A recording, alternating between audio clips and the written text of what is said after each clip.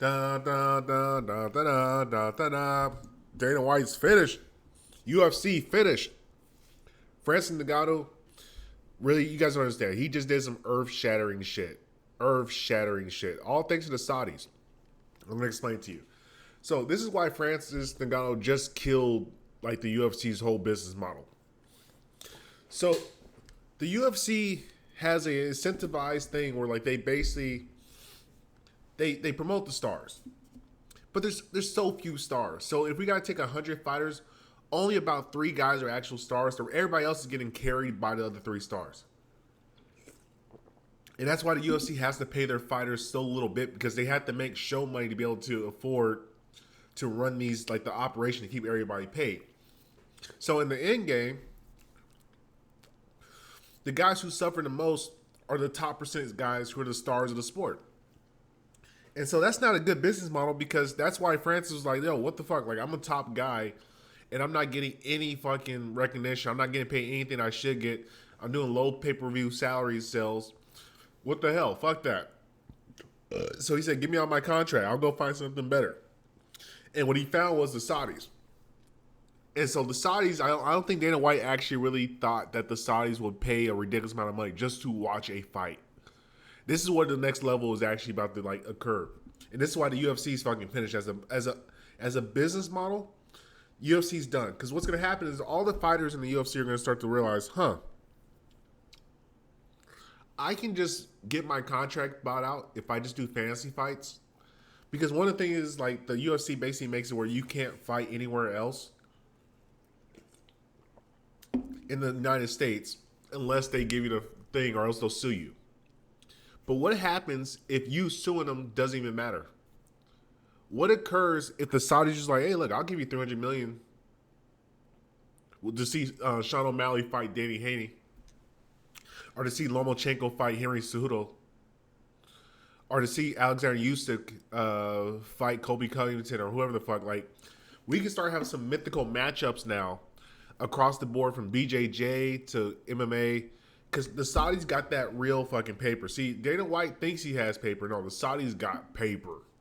And we saw that with Francis Ngannou and Tyson Fury. They made a statement. How do you think all those stars got out there? You think they paid their own way to go watch? No. The Saudis said, come be our guest. Come. We'll pay you everything. All expenses paid. First class travel. They brought out everybody they could fucking bring out for that fight.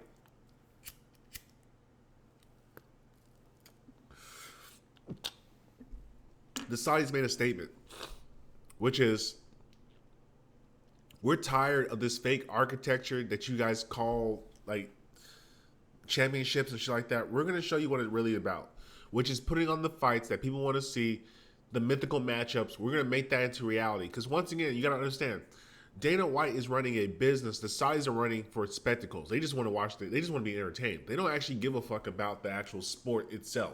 They just want to watch entertainment. And guess what? That's most people. Most people don't actually care about watching the fights. They don't care about the punches, kicks. They don't care about who's better. They like to pretend they do. There's some purists out there. But reality, the purists are like 2% of the market. The grand majority of the market are like you and me who just want to watch crazy shit happen. And that's what we got. We got Francis beating the dog shit out of Tyson, and we got a robbery. But it doesn't even matter because they got the bag. See, fighters, you gotta say, they're prize fighters. They don't care about that pure shit. That's just the shit they sell to get pay-per-views to make the sport look legitimate so they can keep coming a paycheck. But when you take that incentive away by creating this spectacle that the Saudis can just pretty much have at any point they want to, they can really run a fight every day if they want to for the next year. They can run 360 fights of all mythical matchups for the next whole fucking year, and they will not even run close to run out of money. That's oil money. That's wealthy royalty money. These Saudis ain't fucking around.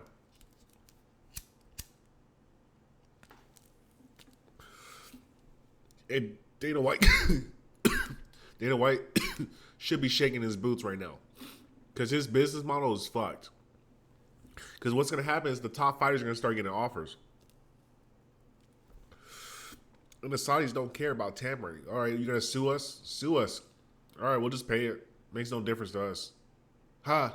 $50 million. Huh? We laugh at that. I shit on that. Here, take $100 million. Go the fuck away. Leave me alone. Don't even bring it up to me again. That's the type of paper we're talking about with the Saudis. Because they didn't make. Trust me, they didn't make no money off of this fucking fight. Zero money. They definitely went in the negative to take this fight because there was nobody bought that many pay-per-views. They had to afford to get all these guests out there, the whole venue. They probably made a pretty decent gate, but nothing to cover the $200 million they gave. However much they gave fucking Francis and Fury. So what's gonna happen is the top fighters are gonna realize, okay, I can go get a better deal over fighting with the Saudis.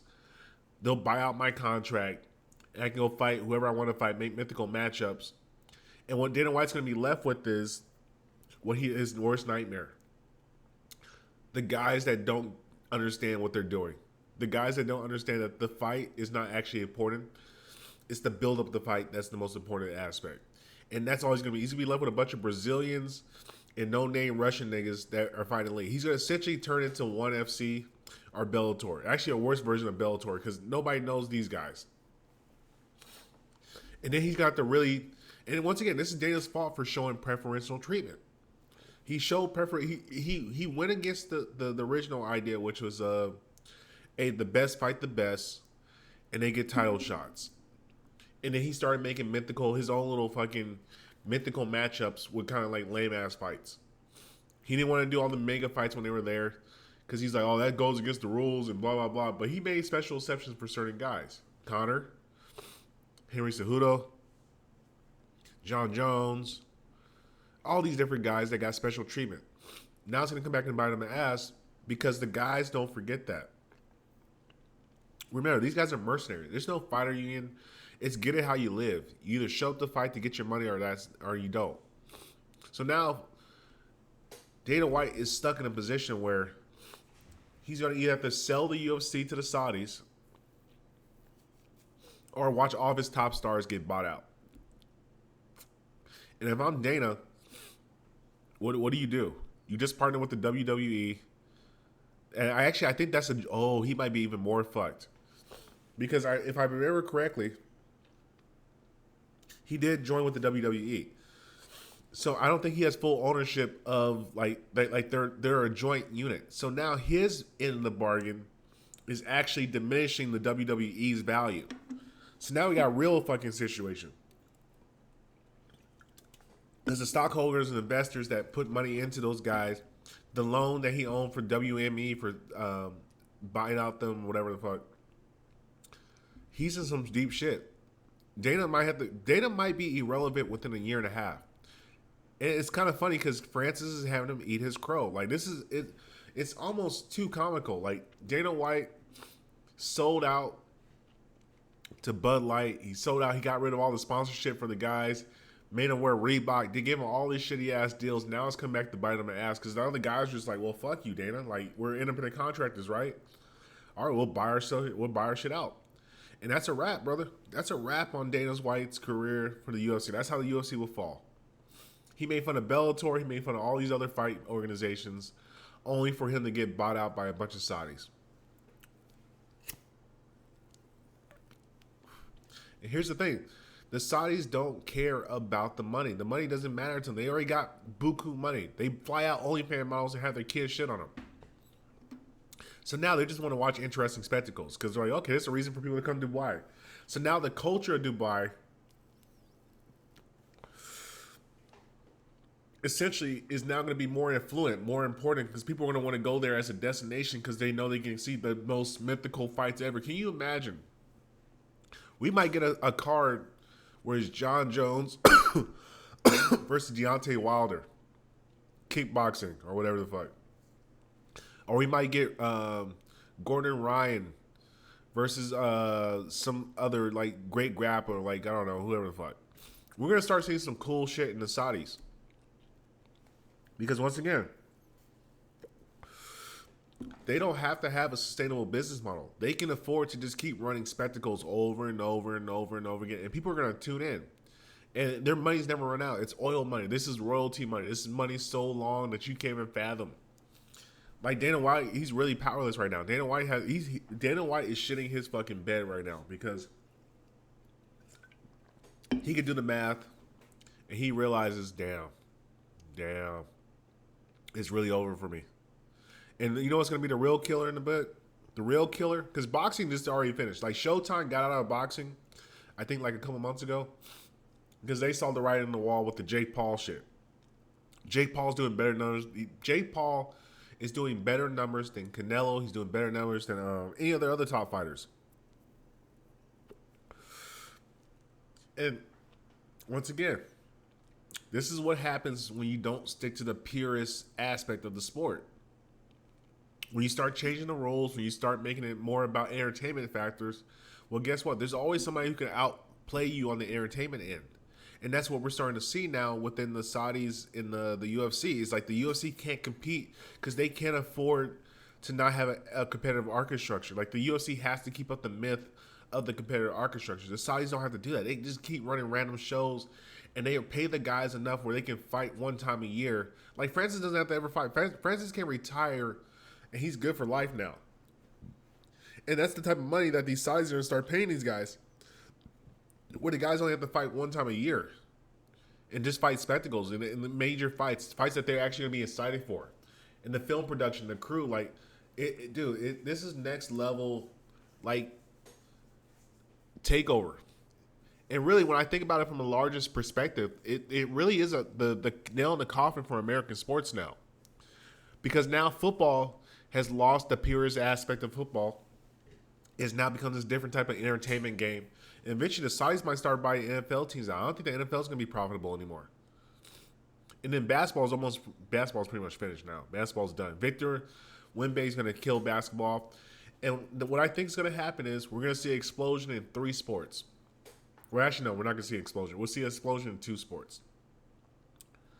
Soccer is going to blow up because soccer, you can't really make soccer anymore. Like, soccer is just as pure as it's going to be. Soccer hasn't changed since they've been created.